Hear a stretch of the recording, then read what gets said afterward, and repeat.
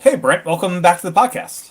Hey, how you doing? How you doing? Glad to It's be here. been, it's been a busy busy week or two here, but Yeah. I'd take a break on a very busy day to talk about all these interesting Apple announcements. We'll touch on Apple TV because that's just I love the Apple TV, but mainly iPad today.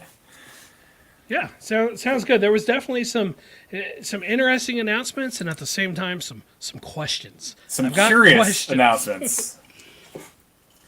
So let's start with the Apple TV. I just wanted to get the Apple TV out of the way with. Sure, absolutely. It's kind of a fun thing to see happen what they did today because so I remember back when the Apple TV was like a $79 box, and we're getting closer with today's update. Like the price came down significantly. We're not at $79 again, but we're now at 129, and it's a much better box from all regards, I think.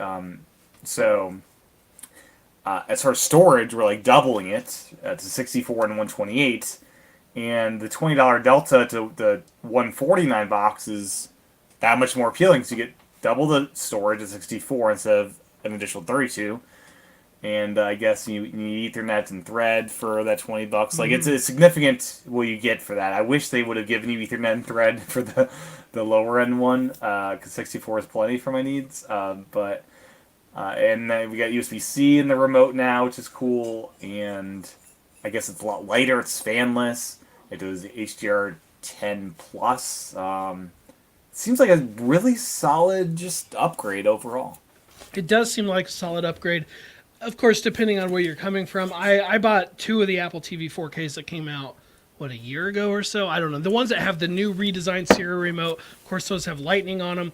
And as much as I am in the camp of USB C everywhere, hopefully it happens for the iPhone sooner than later, looking at you next year.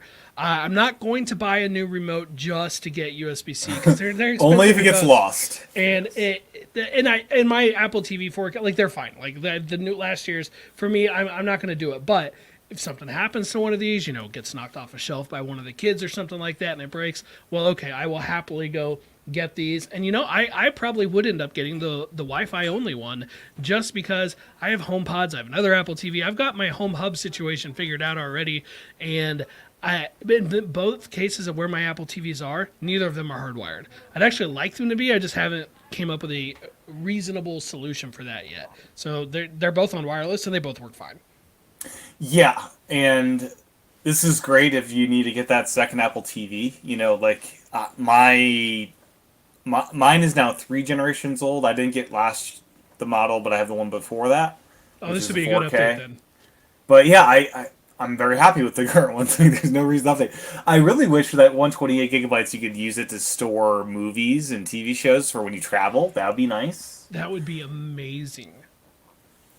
But that was not announced.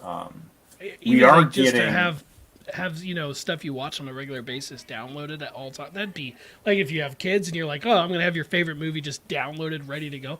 That would be fantastic. Yeah, and evidently Ming Chi Kuo said the next Apple TV will hit the sub $100 price point. So Ming Chi Kuo already promising the future Well, we'll find today. out, but more often than not, he gets things right. And yeah, evidently Apple announced some new features for tvOS 16 coming out later, 16.1. A lot of AirPods stuff it looks like is coming. So if you're into AirPods, the Apple TV, and Siri in the Apple TV, it's gonna be better, I Yes, guess. I am into AirPods. I don't have the AirPods Pro 2 yet. I'm getting them. I don't Okay, have you them are. yet, but I will definitely 100% get them. I love my Pros. I use them literally every single day. So I will get them. It's just a matter of lining up all the dots. Yeah, I will eventually get them, but my AirPod Pros are within a year new. Like I got them recently, so they're fine until they die. Well, depending on how they die, you might be able to get the battery replaced. Because That's I true. did in both of my AirPods. Well, not the batteries. I got new ones basically, but as part of their quality assurance program because they were dying. Yeah, my So Apple Watch, it's within 6% of that magic 80% barrier to get a replacement. so close, so My hope close. is that when the Ultra 2 comes out, I can simultaneously get the battery swapped in my stainless steel, so it's like a brand. I think they just give you a new watch with the. Probably, yeah. So then I have a pristine stainless steel, and then I get the Ultra for all my, heavy duty work stuff where I do bang my watch and it's quite scratched. So then I can have a nice fancy watch, and then the banged up one. I'm rocking the Series 7. Me It's too. good for me. I've got a coworker who's eyeing the Ultra, and I'll admit it, I've been eyeing it as well. And I'm like, just telling him, would you just go buy it so I can take a look at it in person, please? Yeah. Yeah, I have the Series 7, very happy with it, and still paying it off on the 2-year plan, so I'm a year left into finishing that. But iPad. Lots to talk about iPad. Let's start, I think, with the more interesting product, and that's the 10th generation iPad. Some may call it the iPad X, as the iPhone 10 was called. iPhone 10, had a little X when you spell it out. So iPad 10th generation comes in, I think, the best colors Apple's ever done for iPad as far as fun. That yellow looks just amazing. If I'm in a bit of a crisis right now of what I'm going to do with my iPad Life, and I tell you, if that yellow was in the air, I think I would have just purchased that and gotten the closest to everything. I love that yellow, but this 10th gen has some compromises that I'm not. It's not for me. It's not for me. Let's no, they're baffling compromises. Like it's kind of like they got so close to having this be the kind of iPad I recommend for 90% of people, but they just fail on some baffling ways. So there's two big ones that I see. You may have some other thoughts as far as baffling decisions with the product line. So we're going to start with the negative, and then we'll go positive because there's some good things. Okay. Here. We'll start negative though. The smart connector retains the old position on the bottom, on the side, which has some ramifications. So first off, my experience with the side connector of smart connector was failure rate was high, but then again, that was when the smart connector was in a curved side. I don't know if it's any better with it being a flat design. That could be a thing. Could be more reliable being a flat side.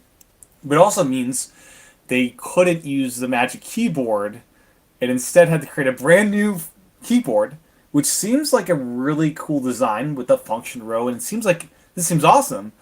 But how much more awesome would it be if we didn't have to buy a special keyboard all for this one, and we could kind of more freely use accessories between iPad models? Like, I'd love to, if you had an 11-inch iPad Pro, just use either one, and maybe you create this folio thing with, I don't know. That seems to be a compromise of sorts.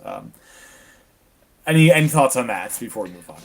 Yeah, so the keyboard I think looks awesome. It's $250. Okay, some people are going to get sticker shock at that. For me, I'm not surprised at all. This is Apple we're talking about. You get the Apple tax, if you will. It's a $50 discount from the Magic Keyboard for the 11-inch. Is that right? Yes, correct, correct. Because that's $300, and that's what I have. For context on everything, I have the 2018 11-inch iPad Pro. So it's the first 11-inch. I did buy the Magic Keyboard for $300 when that came out in the spring of 2020.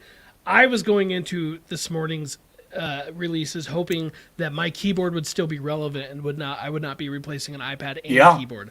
But this new keyboard, it looks really, really good. I'm a little surprised it's only in the white color, but you've got the detachable keyboard. I didn't even check that. Yeah. Yep, I've only seen white. You've got the detachable keyboard, which is great. So you just pop the keyboard just right off. That's brilliant. Yeah. It is brilliant. I do question, kind of like you were talking about the reliability of the connector in that case, if it comes off that easy. But the Magic Keyboard comes off super easy too, so maybe it'll be fine. But you have that detachable keyboard, but it comes with the trackpad, which iPad's all about that now. You have the function row keys, which is great because I'm definitely a believer that those keys would be a benefit to have some of those controls versus trying to go up to Control Center. It still feels clunky compared to a keyboard. And on top of that, like you said, these colors, all of them, I genuinely think all of the colors on this iPad look great. They're not all for me. The yellow, the blue, they're not all for me, but... I mean, the pink, I could rock the pink. That looks great even. I saw in the video they were showing the pink, and that looked great. That's the thing, I would not personally pick the pink. I'd would pick pick the yellow. I would go yellow. Yeah, Yes, with absolutely. you. But the pink does look good. Like I would not think twice about it if I a friend's like I really like the pink. What do you think? Great, go buy it. I don't care. Like it looks great. They all look so good. And as usual, if you're in the pro line of things, you don't get the fun colors. Nope. And I'm like, someday Apple's going to turn everything on their head, and we're going to get this, pink iPad Pro or whatever, and it's going to be glorious. Yeah, and it seems like the back, you just kind of leave it on at all times. I wonder how easy that is to pop on and off, because I really do like just handling the iPad in tablet mode and feeling metal behind my fingers. So I'm curious how easy that is. I love how adjustable that is, and like it's gonna be great for as a stand. But yeah, I do wonder about how easy is that to take popping on and off. There's less of a camera hole because it's a smaller camera to deal with. Yeah, and they've moved the camera, but Yes. I guess that's the front camera. The back camera I'm but talking about, yep. it's the back. I think is interesting because you've got that kickstand and stuff built into it. It's less lap able than the Magic keyboard, which you can use on your lap, no problems. This one, you'd probably do it, but it's a bit more of a show to do it. Yeah, it's weird because it's like they are pushing the iPads like towards like I don't know if they would say this flat out, but they're clearly pushing them like towards laptop land, right? Like they want this to be laptop replacements, but then they kind of go do something like that. And it's like, well, the thing about a laptop is you can literally put it on your lap, and I don't know how well that would work with this kickstand, but it is going to be ultra portable. It's going to at a table work fine. I'm not going to buy one, but I really need to just make a trip down to the Apple Store and look at a bunch of products that I haven't gotten to see in person yet because it really does look interesting. Okay, yeah. The keyboard, as you said, it looks great. We got a trackpad on this thing, and the other compromise, the most baffling decision. We gotta talk about the pencil landscape here. Bad. So, when I saw this design initially, I was like, "Oh, thank God, the Apple Pencil 2 would work with this." I handed down an Apple Pencil 2 to a family member, and they're investigating which iPad to get for it. I've been suggesting different Pro models and that are on sale with used market and stuff like that. But they ideally want to get something relatively new, and when this came out, I was like, oh, this is gonna be perfect. And then we discovered this USB-C iPad only supports a Lightning-based Apple Pencil, which cannot natively be plugged into this iPad. No. You need a $9 adapter to pair it to the iPad, and that adapter, I believe, won't even let you charge that pencil. You need a different adapter to charge Are you the serious? pencil. I believe that is what I've been seeing. So it is I didn't catch that. It is quite the dongle scene with that. Yeah. Yeah, so the workflow to pair your iPad with your iPad 10th gen with your Apple Pencil 1st gen is you take the Lightning-based Apple Pencil into this dongle, and on the other end of the dongle, you plug in a USB-C to USB-C cable, and you plug the other end of that into your iPad. I'm sorry, this does not just work. It is super convoluted, and like regular people are not going to figure this out. And frankly, this $9 dongle should just come with these iPads. Like they should just throw it in. No, not everybody has the Apple Pencil. It comes with the pencil, but there's so many used pencils in the market that it should just come with the iPad. Yes. I mean, this product is like almost, it works with the pencil, but like it's like trying to make you not want to use it with the pencil just based on this design decision. Like they should have figured out how to make Apple Pencil 2 work with this. I understand the camera placement makes it complicated, right? But you're Apple, you can figure that out. That's your job. And they could have just redesigned the Apple Pencil 1 a little bit and taken. They could have done like what Logitech Crayon got updated with a USB-C port. Yes, it did. Apple could have made a revised Apple Pencil 1 with the USB-C port. That would have been the way to do it. Have you ever used a Logitech Crayon? I have not. I've heard differing things. Like, yeah. It's a bit of a different. My daughter has one, and they're pretty good. I mean, it is essentially an Apple Pencil without a few of the finer motions and stuff of it. But it has, or at least the one my daughter has a female end lightning port on it, so she can charge the pencil or the crayon with the same cord she's charging her iPad with. Yeah. And so that they just. And that's what Logitech did here. There's Yes. a USB-C port where you can just charge using the same thing. And since Logitech, it's proximity-based pairing, you don't need to plug it in to the iPad itself to do the charging. Logitech just has it figured out. But like you, when I first saw this design, I was like, surely like Apple Pencil 2, that's great. And nope, okay, the camera's in the middle, the FaceTime camera. I mean, that makes sense, right? Because that's right where great. the magnet would be. Yeah, that is an awesome move for the camera to be where it should be. It worries me though that they couldn't figure this out because like they're eventually going to redesign the iPad Pro. We got this better pencil. They got to figure out how to do a camera up there along with a pencil up there. Like that needs to be solved.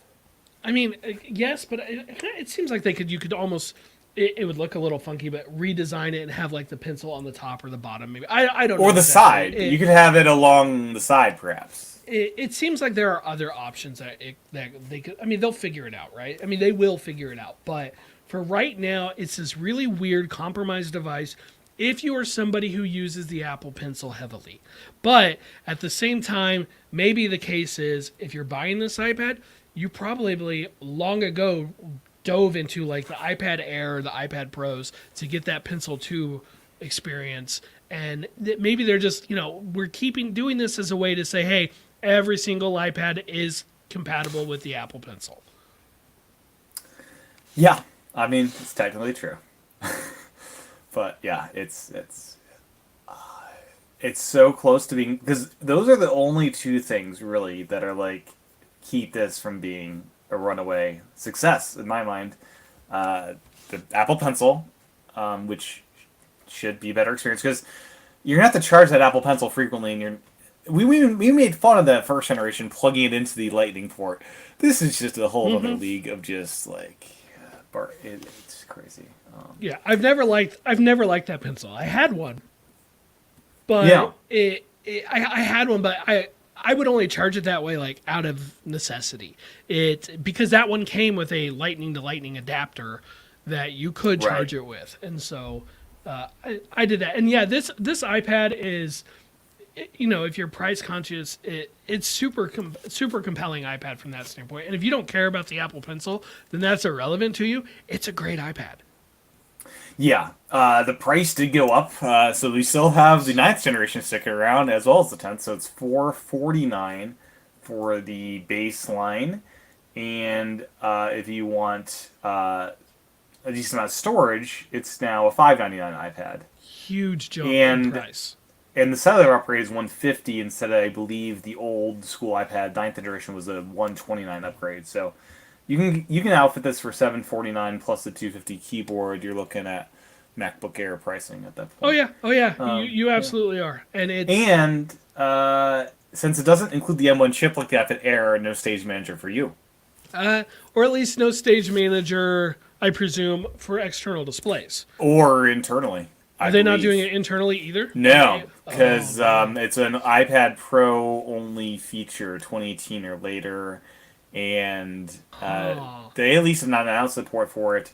And I'm gathering since it's just a baseline A14, there's like the X component of the iPad Pro chips, the X and Z, like the beefed up graphics is what they're gonna, So no Stage Manager support. That's so weird because my iPad has the A12X Bionic, and it can only on the iPad itself. It technically is gonna support Stage Manager. But you got the X part of that chip. Which, it does. It's got the X factor. You're right. I mean, people make fun of that. When the iPad Pro before the M1s were out, like the X, like they were substantially different from the regular chips. So, but I'm sure they could make Stage Manager work on this thing if they wanted to. Yeah, but at the same time, if you're a power user who wants Stage Manager, you're probably also not looking at this iPad. Like this to me really is the consumer base model iPad, which then baffles my mind why they jumped the price so much, 450 versus I think 450, right? That's what you said. Versus Yeah, versus 329. 329 of the iPad 9th gen, which for the record is a great iPad. I actually have one from work. I and it's the iPad my son has is a 9th gen, and it's a great iPad. I'm like, oh, that's the discussion. Like, I would have a hard time if someone's like, which iPad do I buy? I'm like, I'm gonna be a little hard pressed to tell you to spend another $150 unless you just love the form factor so much more. Yeah. And so then the discussion comes iPad Air. What's this thing doing around? So iPad Air has an M1 chip, does Stage Manager even on external displays. So that's a big win as far as that. Uh, it's a weird thing though, like price wise. Do you get an iPad Air or do you get the 11-inch iPad Pro? It's kind of in this weird middle position. And I would love them to support clamshell mode for like imagine clamshell mode with Touch ID on the side button. Like that'd be just great on an iPad like this. Yeah, have you seen the iPad Air much? No, just occasionally in stores.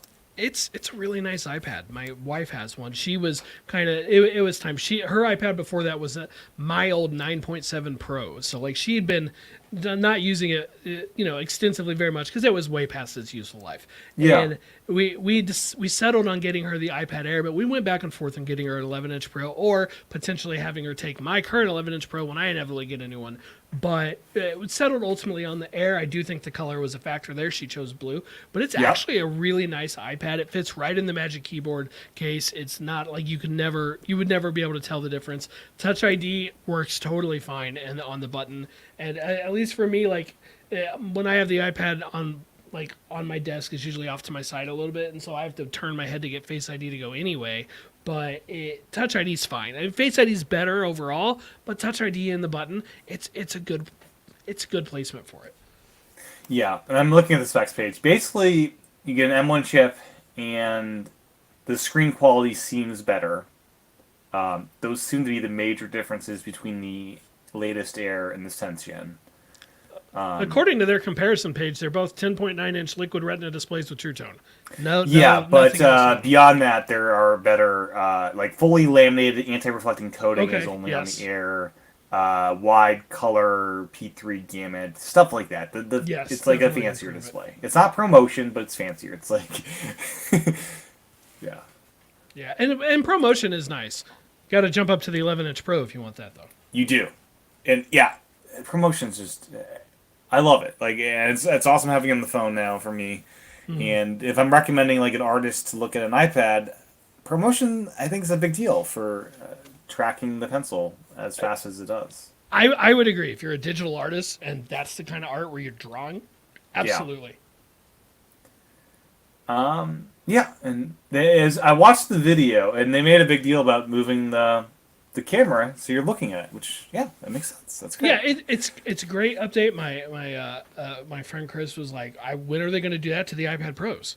Like, I want the FaceTime camera in the middle of the iPad Pro so people don't think I'm just looking off to the side all the time when I'm really just looking at the screen. I'm like, absolutely, maybe next year? I don't know. Maybe 18 months from now? Because, when did the 2021 come out? They're not on an annual cycle, are they? No, it's about a year and a half for iPad Yeah. Pros. Is kind of the cycle they've been on for a long time now. And kind of the iPad Mini and iPad Air are at a similar cycle. Like they get updated around the same time. Yeah, it's a weird thing. It's a weird product. I mean, this iPad, like it's great. There's There's just some quirks like that would prevent me from wanting it, which I guess I'm not the market for it. I want the big iPad Pro. Yeah, if you're a 12.9 person, well, then your decision is easy. It's do you keep the one you have or do you buy the new one that came out? Like if me as someone who likes the 11-inch size, I just in general prefer it. Though I totally understand why you would want the big one. I don't feel like my decision is black and white. Though ironically, that's probably what it'll come down to because those are my only choices for colors. You'd also have to change out. You'd have to buy a brand new keyboard versus not needing a brand new keyboard. If I went all the way to the 10th gen one, yes, I would. And I'm not going to do it because ultimately I'm going to want the M series chips. They're going to Yeah. just be supported longer. Once all the bugs are hammered out of Stage Manager, you'll get that for external support. I will want the M series chip. So now I'm down to the Air or the Pro. Well, if I was going to buy an Air, I would have bought it a long time ago. So I'm most likely I'm going to get one of these new Pros, but I haven't quite pulled the trigger yet. Yeah, would you wait another year and a half to see what's next? That's the thing that really hurts is another year and a half, and I really feel like the next round is going to be a big one. And in the grand scheme, Because you of could, things, like, you have Stage Manager on that. You don't have external display support. I don't know how big of a deal that is for you. I mean, it's not that big a deal. I the big thing with me is I want to do experience Stage Manager. Well, between my iPad Stage Manager and my MacBook Pro is going to be able to get it when I go Ventura with that. I'll get to experience Stage Manager and get a good feeling for what it's like. So I don't know. I don't anticipate buying an iPad tonight. I don't anticipate that, but I will probably if I don't order one within a week, then I'm probably like committing to just writing this one out until the next one. Yeah. And, like, I need, like, as far as my main iPad, it has to be a Pro because I'm reliant on a Thunderbolt dock, which only supports on the Pros. Yes, which will be a really nice update for me because I'll get Yeah. if I go Pro, I get Thunderbolt. And You do. if the feature I wanted more than anything, that Liquid Retina XDR display did not come to the 11-inch. And it's so good. Like, and they made it even better with iPad OS 16. I've been editing a lot more photos recently, as you might have heard on many of the episodes recently. That reference mode, I've been toggling that on. It's like, ooh, this is kind of cool. Yeah, it is. Like, it is. And I won't lie, I did price out a larger iPad, but ultimately I'm like, then I'd need a whole new keyboard, and it's getting above what I want to pay for now. Like, the investment I want get to put it, into yeah. it right now. It's expensive. Let's get to the more expensive iPad Yes, Pro with M2 chip. So, what initial thoughts? What are your thoughts here? That they really didn't change very much at all versus the M1 model. And you could take that as a couple ways. On one hand, you could say, oh, that's really lazy. All they did was swap the processors, right? On the other hand, you could say it was already really, really great hardware. So they just made it a little bit more modern. They made it's going to last a little bit longer because they gave it a little bit more beefier chip. And so I don't totally agree with those who say it's lazy. I also don't think it's like this revolutionary update that I've seen a few people say. I can't go with them there. If you have an M1 iPad Pro, in my opinion, you should probably not buy this. But if you have one of the earlier models, I think you're justified. That's for my money anyway. Yeah, I, as an Say M1 that, iPad I'm Pro on the fence. owner, I don't feel left out at all. Like, I don't feel like... I know hover seems like a cool thing we'll talk about, the hover ability of the pencil, but I don't use the pencil enough to make it something where hovering with the pencil will make me want to spend another $2,000 to get a similar respect iPad.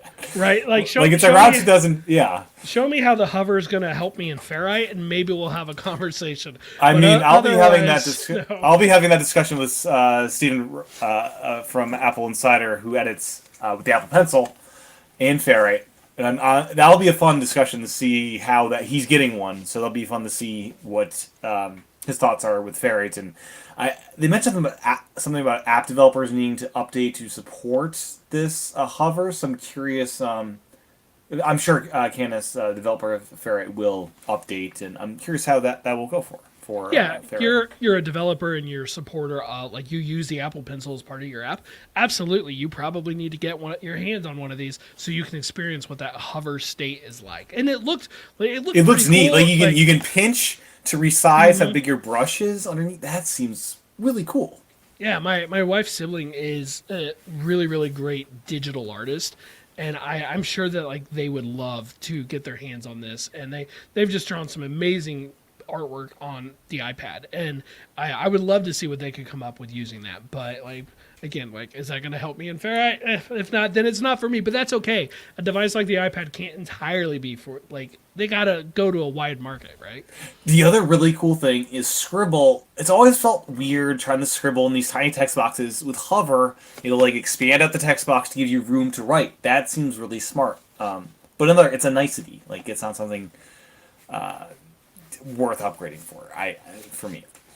Yeah, and I was looking at the Geekbench scores compared to my current iPad of just the M1, and I'm like, I'm probably gonna do it. It's a pretty big jump, but it wasn't that slam dunk for me. But I totally understand why other people would do it. It's just I'm looking at the way I'm using the iPad right now, and I'm trying to justify it to my. I want to pull that trigger, but I got to Yeah. justify it to myself. So, something that was kind of sneaked into the announcement were these new apps coming to iPad, which I've been waiting for Affinity Publisher forever. It came to the Mac like years ago, and even like a couple weeks ago, I emailed Affinity. It's like, is Publisher coming to iPad? I haven't heard back, and then here we go. Affinity Publisher 2. It says Affinity Publisher 2 iPad is the name of the product, which is a weird name. So we're getting the second version. We didn't get a first version for iPad. We're getting Affinity Publisher, so like a proper page layout, and which I'm jazzed for. I love the Affinity apps. All in favor, more pro applications. Yes, bring them all because at this point, I with my job and stuff, I'm on Mac OS the majority of my day, but I love iOS and I love iPad OS, and so yes, anything to just push those platforms forward. Please, please, please make that happen. And then the big news, of course, is DaVinci Resolve coming to iPad. This is evidently one of the competitors to Final Cut and Premiere. Mm-hmm. And there's on Mac OS like a free version, and then you can pay, I think, $300 for a full license. This is from the guys that make the Blackmagic cameras. It's like a software that they make mainly to make their cameras like better tools. So this is it's an interesting product because it's from a hardware company that is using software to sell their expensive cameras. So they can make the software fairly accessible as far as a price perspective. So I'm curious what they do pricing here. I really hope there is a pay once lifetime thing like they do on the Mac. Yeah, hopefully. I wouldn't be surprised if they go subscription. It seems like that's what everybody's doing nowadays, which is fine if that works for you. But again, just getting like these kind of apps and more of them, because there's always been one or two, but like getting more of them so you can actually have a competitive marketplace, it just helps everybody, right? It just helps the overall innovation in that space for iPads. Yeah, and now LumaFusion has a competitor to push them. LumaFusion's awesome. Yes. They've been spending 2 or 3 years trying to get this multicam update out. I was on a beta, and then they pulled the beta from the public beta cycles, and I don't know what's going on with that. They're working on like an Android app. Like having a competitor on iPad for serious video editing, I think will push them to do better work and potentially be more focused on iPad than they have been. So I think that'll be good for the market. Yes, you always want some good healthy competition, always. Yeah, and I'm just so curious to play with DaVinci Resolve. Like I want to know what this app can do. I know like color grading is a big selling point of this app. People use this in the professional realm for that. I just want to get my hands on DaVinci Resolve and see what I can do with it. As well as something I won't use, but Octane X, which they use to do like in films for I believe like the special effects. They mentioned like Star Trek was mentioned in the key in the 9-minute keynote that they put out. Yeah, Octane X that looks like an interesting one. I have a couple friends who I could see playing around with that, but definitely not something I would even begin to know how to use. I definitely not my wheelhouse, but Yeah. it looked pretty neat. So hopefully I look forward to seeing one of those videos where it was like shot on iPhone, edited entirely on iPad with these new tools, these new apps and features that are available. And something they have been promoting is for the first time. So the power of the M2 extends to the new media engine and the image signal processor, which combined with the advanced cameras enable users to capture ProRes video for the first time and transcode ProRes footage up to 3x faster, all on iPad. So you can capture ProRes video on the iPad It won't look nearly as good as ProRes shot on iPhone, but you won't need to spend hours upon hours doing airdrops over to the iPad. So if you're trying to flip something quick for whatever project you're on, this seems like a cool option. Yeah, that was my very first thought too. Is I don't see where this could possibly be as good as what they just put out on the iPhone 14 Pro, but it's already right there. You don't have to use the Lightning port to import it to your iPad directly by a cable or through AirDrop or through go to your Mac and then circle back around. Like you don't have to go through iCloud. Like it'd be so much faster. It's just right there on Yeah. device. It was kind of funny. In the 9 minutes keynote, they shared these huge video files.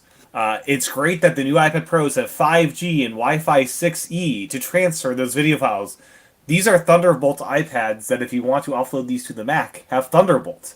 But yet they were promoting 6E, which great that it's fully up to date with that as in 5G worldwide is what they said. So I'm not sure if you're getting 5G in Antarctica, but that's what Apple says you can. Yeah, when the iPhone goes USB-C, inevitably that'll be super great because then you'll really be able to like get the best of both worlds. Absolutely. And I could have sworn LumaFusion could work with ProRes footage, but it sounds like there's stuff in the M2 chip, and I believe there is. That was a big deal with I think the MacBook Air is that ProRes you can deal with that in a much better way Yes. with M2. Yeah, that sounds right. But this is again, this is ProRes is great, but I don't do a ton with video, and especially ProRes video. I don't touch. I shoot in ProRAW for camera stuff, like still images, but I don't want to mess with ProRes. Like I don't have that much storage to try to deal with that. Yeah, But editing videos, I know less about that than I do editing photos, and that's not saying very much. So I definitely do not use these apps other than like I've looked at them before, but I've never made anything with them. yeah, and as far as M2 in general, it seems like the big performance boost is with the memory bandwidth. Like that seems significantly better than M1. But as we've discovered with the Max, the M1, the M2 jump, it's been just a decent little, 15% or something. It's not been a huge revolutionary thing. And I'm also curious. M2 Max seem to be running warmer, so I'm curious in the iPad how that will play out for when you are running LumaFusion or DaVinci Resolve, Ferrite, doing your big exports. What that experience will be like as far as the thermal envelope. Especially because they don't have a fan, right? No active cooling, as they call it, like Yeah. a fan, right? Yeah, it'll be So similar to MacBook Air, but with no keyboard to vent out air. yeah, so you gotta think it would throttle at some point, and it would throttle earlier than supposed MacBook Pro that had an M2 chip in it would. Yeah, absolutely. And yeah, so same price points exactly, same storage tiers, all that, all is the same. Stage Manager seemingly is identical in its support. Same four apps on internal and external displays. Once external gets updated to support that. And yeah, they shared reference mode and all the stuff that is on the M1 iPad Pro as well, and I think that's it for the iPad Pro, right? It really pretty much is. What do you think about the lack of the heavily rumored MagSafe? Thank you for bringing that up. That was such a thing, right? People were saying MagSafe we're gonna have this. Maybe it'll be laptop style where it's like for charging, and then some people are saying maybe they'll revise the smart connector on the back to be more capable. Right, there were all these rumors, extra pins on the smart connector. You're going to be able to use the same MagSafe that you can use on the new MacBook M2 MacBook Airs or the Yeah. MacBook Pros. And I mean, sure, that'd be cool, but like when it didn't happen, I wasn't surprised. But the ones that really blew my mind the most was the rumors about like the same MagSafe puck that you charge an iPhone with. I'm like, That they're was gonna like just that stick seems it on the wild. Apple logo in the back. I'm like, no, come on, they're not going to do No. that. Yeah, I'm I want them to do more with the smart connector. That's for sure. Like I want that to be able to transmit more data.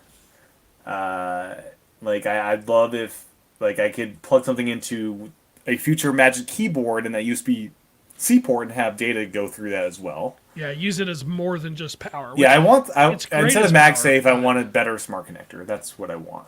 yeah, I think I would have to agree. I love that they have that power pass-through port on, and I know it technically charges a little bit slower, but at least from every time I've used it, which includes right now, it's close enough that it gives you that, the really nice thing of having the ability to charge on whichever side is more convenient.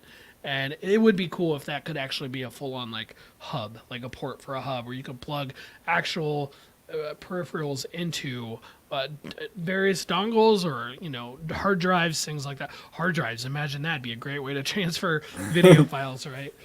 Yeah. In the press release, they reiterate external display support for SageMaker is coming to M1 and M2 iPads later this year. So Okay, so no. that is still coming this year. So and it's late October. So I'm hoping 16.2 seems to be what that must be in. Well, I finally got a Tri-Stage Manager since they did make it a little Yeah, more backwards compatible. What's the 2018 experience like? It's okay. Like I can see the real utility of it. When I've used it, I feel like I've gotten the most out of it by putting 3 apps, not 4. You can do the 4, but 3 apps in that single column layout or that iPhone style width layout, and you can see all 3 at one time. Like that was pretty useful. You can totally see how somebody with a bigger screen and external display that they're plugging into would really get a lot of utility out of this. It's awesome with external because right now I've got you on my Safari window on the iPad with the camera and everything. Mm-hmm. Then externally, I've got all my notes and stuff for the show. Like it's such a just different way of you can do more with the iPad. Yeah, yeah. And if I agree, like if they could, let that go in like clamshell mode where you could just, turn off that screen and only you could wirelessly pair a Magic Trackpad and Magic Keyboard. And how cool would it be if they added external camera support? Like you could plug in a USB webcam to your iPad. Yeah, or you could do that, or even like With the studio display. Can you use the camera if you're in studio display? You'd think I'd know this. My wife has one. But no, I don't use it that does not touch often. the iPad. Sadly, it should, but does not. It's my wife's work machine, so I don't use it that often. But I should have tried that out. I hadn't even thought of that. But no, yeah, it does not work. So. Sadly, the speakers work, but that's about it. And the brightness controls, I think, work if you have a keyboard hooked up to it that supports that with the function row. So. Yeah. Yeah. Braided USB-C cables come with the iPad Pros now, which is cool, and you can buy those separately. So I might finally I might buy one of those separately at some point. Which is good. I work in education, and I know how hard these cables get treated, but I also see like how easily they fray all the time. So totally. yes, definitely the braided cables always an improvement. Yeah.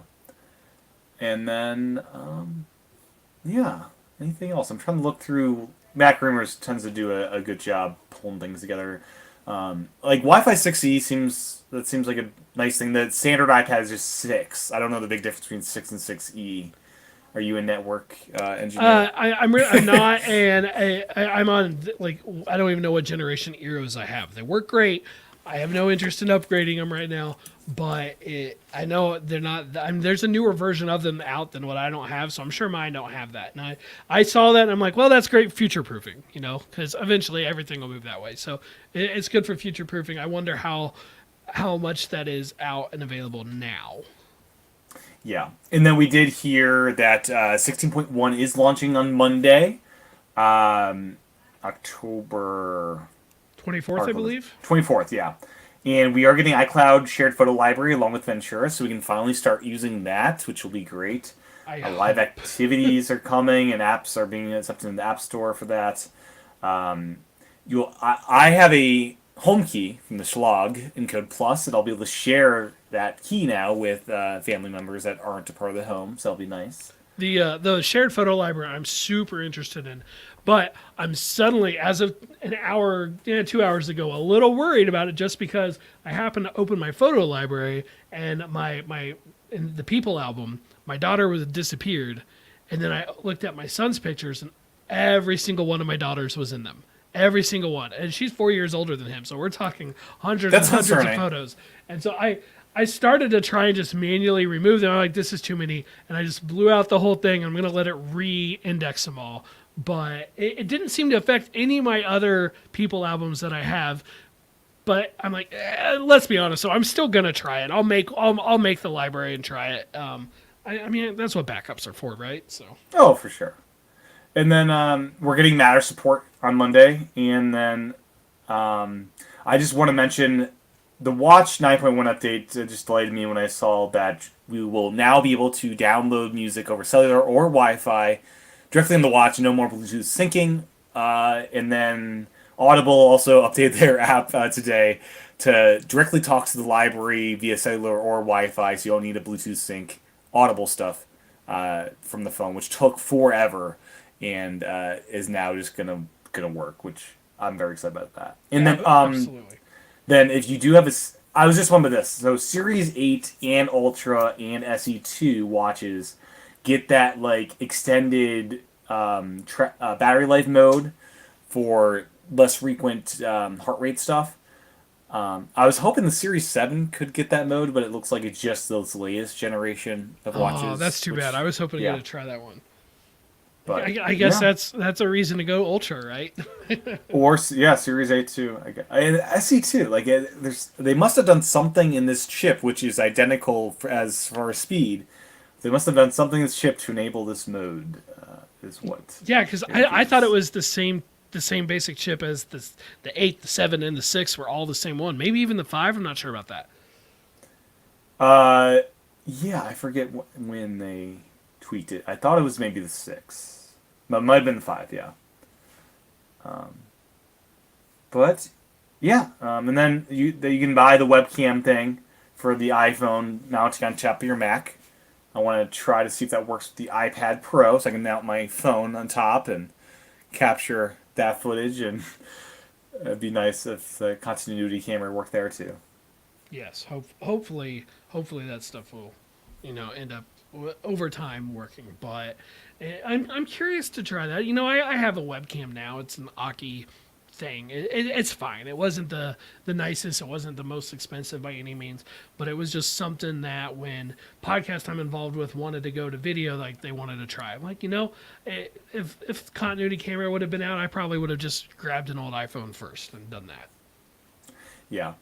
And then some other tidbits here. The camera system is identical on this latest M2 iPad Pro versus the M1.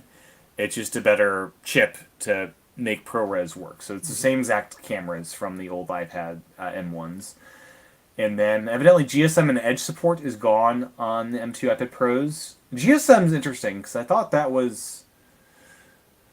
T-Mobile and AT&T were GSM, but I guess they've been upgraded past GSM at this point or something. Yeah, the cellular carrier standards and stuff. I lose track. Oh wait, it's just Edge support. Sorry, so 2G, the original iPhone speeds are dropped basically. Is what it says here. I didn't even know that was still around. I thought that was long gone. I still have a couple original iPhones, and I boot them up every now and then, and it appears those phones will be just very useless at not having cell network data. I have a 3GS that I have. I don't have a 30 pin though, so I need to. If I do, I don't know where one's at, but I really should charge it up and check it out. Yeah. And yeah, that is it. I think that's that's about it. And you know what? They did the right thing, not doing a big event video and stuff like that. Yeah, the 9-minute video is great. Enough. Yeah, I agree. Making us wait 3 hours while the store's down. It's not nice. No. 2 hours is plenty. Come on. I mean, I'm impatient. I was checking at like 6 a.m. at Central Time. It's like, well, of course it's not available yet, but what are you gonna do? I mean, I'm excited. I'll be able to charge my Apple TV remote with my iPad Pro. That'll be fun. Yeah, I hadn't thought of that. Because you can charge things to that port, I mean, I guess technically you could now if you had a C to Lightning cable, because you can charge your phone off your iPad. Oh, that's true. Yeah, I could do that now. Yeah. Yeah, I hadn't thought of that. I've never done. I mean, I've so rarely charged the thing. But anyways. This has been fun chat, Brent. Thank you for your some time. I needed to vent about that. That's very silly Apple Pencil situation. It's so baffling. It's weird, and I understand why anyone will upgrade. For me personally, I'm like in this crisis. I don't know what I'm gonna do. It's like I want to buy the new shiny, right? But I'm like I can't. I'm struggling, but I'll figure it out. Yeah. Well, where can folks find your podcast that you're up to? Yeah, I'm Brentech Prem on Twitter and TikTok, and I am a member of the Marvel Alliance podcast, talking all things Marvel. We go live on YouTube on Thursday nights at 8:10 Central, and then the audio drops on Friday and everywhere the podcasts are. Very cool. And I don't need to say where I'm from because this is my podcast. This is your show. They found you. This, for those listening to the audio, this is the very first time we've done a live broadcast of the actual interview. I'll be putting this all together in the audio version, but every now and then check out twitter.com or check out at iPad Pros Podcast on Twitter, and occasionally I'll tweet if I'm doing a live recording as we did tonight. So thank you, Brent, for your time. Yes, thank you very much. This was a lot of fun.